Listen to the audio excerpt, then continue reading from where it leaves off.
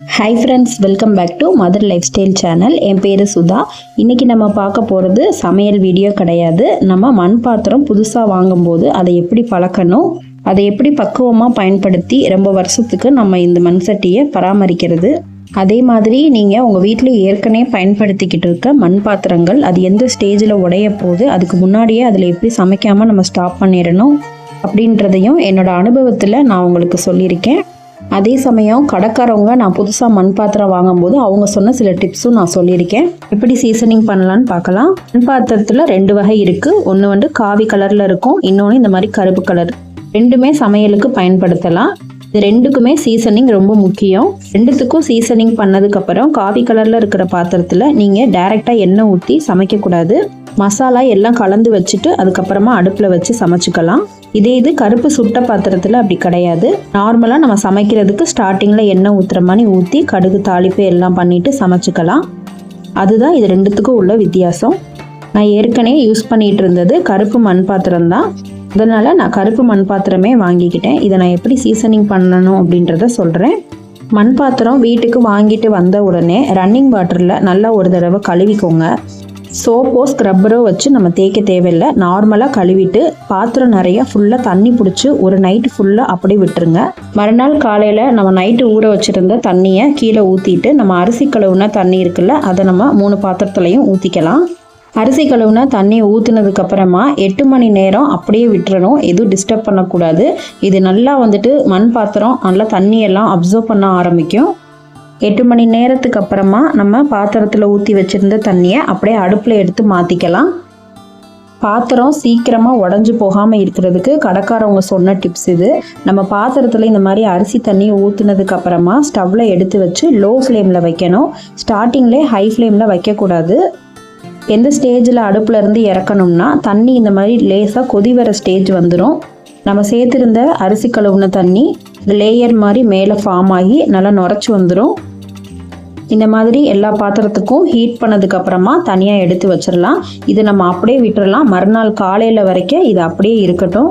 இதே மாதிரி 3 days பண்ணணும். மறுநாள் காலையில் இந்த தண்ணியை கீழே ஊற்றிட்டு புதுசாக அரிசி கழுவுன தண்ணி ஊற்றி வச்சு இதே மாதிரி ஹீட் பண்ணிக்கோங்க லோ ஃப்ளேமில் வச்சு.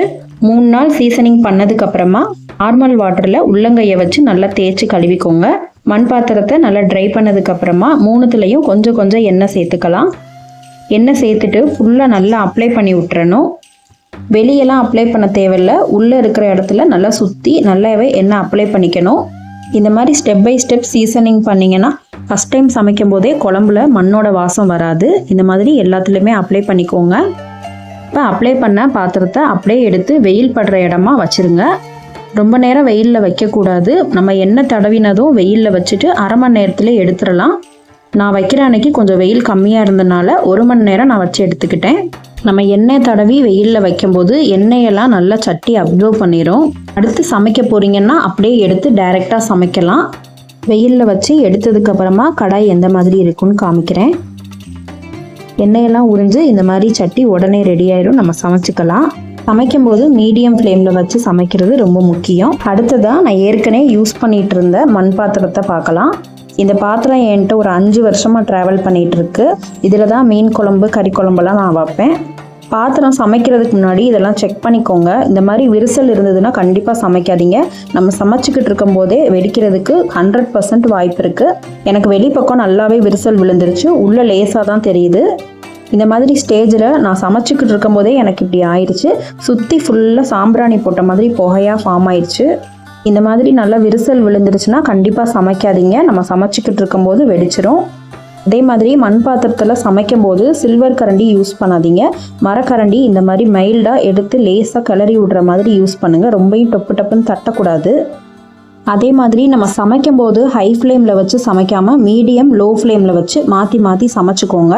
ஹை ஃப்ளேமில் வச்சு நம்ம ரொம்ப சூடுபடுத்துறதுனால சட்டி விரிசல் விழுந்துடும் சீக்கிரமாக.